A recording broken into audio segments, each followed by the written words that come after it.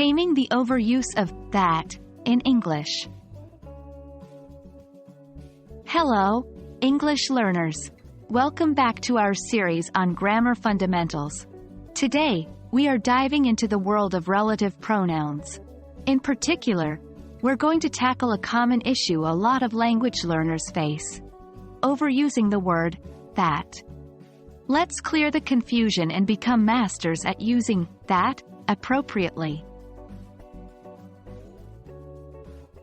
First off, let's understand what that is when we're talking about grammar. As a relative pronoun, that is used to connect a clause or phrase to a noun or pronoun. For example, in the sentence, "The book that I read was interesting," that is used to connect the clause, "I read," to the book.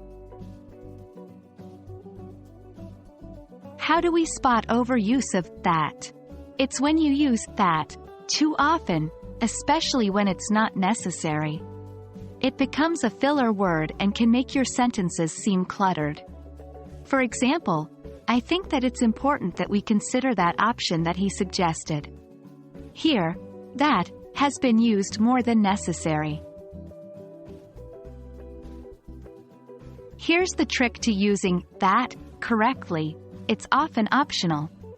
In many cases, if the sentence makes sense without it, you can leave it out.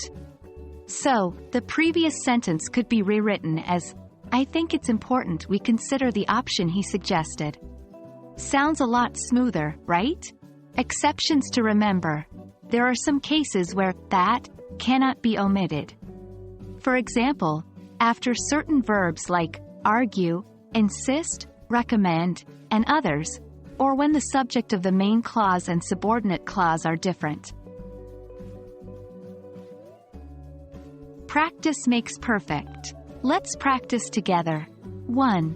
Original: I know that you are working hard.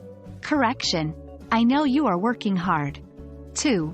Original: she believes that it will rain today. Correction: she believes it will rain today. Great job making it to the end of this video. Remember, the key to mastering that is understanding when it's necessary and when it's optional.